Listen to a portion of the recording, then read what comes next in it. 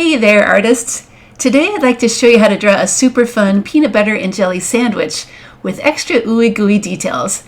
You'll learn how to make it look 3D by drawing it with a side view. Let's get started and maybe even dreaming about lunch. Hi, my name's Kathy and I've been teaching kids how to draw for over 20 years now. You know, my favorite thing to do is to show students that when you take things one step at a time, learning how to draw just might be easier than you think. The supplies you're going to need for this project are just a sheet of drawing paper, a pencil, a thin black marker, and a few crayons. You may also find a link to a free step-by-step tutorial in the description below. I do like to work with center pencil guidelines on my paper.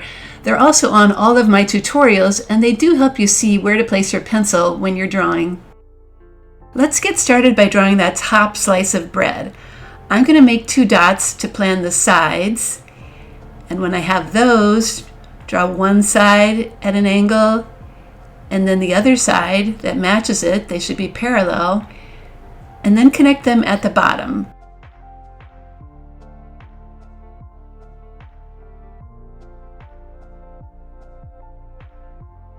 The top part is kind of like a skinny C shape that's laying on its side. So start on one side and continue and draw that shape until you get to the other side.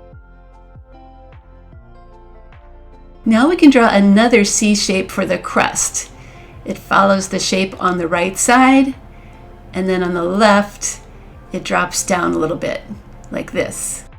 To finish the crust, draw one side, and then the other, and then have them connect at the bottom. This next step is easy. It's just adding a wavy line underneath your slice of bread for your peanut butter. You can decide how wiggly or how drippy that's going to be. The same is true for the next line, which is a wavy line for your jelly.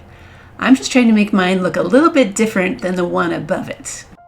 Now we can finish with a slice of bread at the bottom. So start with the side, draw the edge at an angle, and draw the other side, and have them come down and meet at a point, just like it does on the top slice.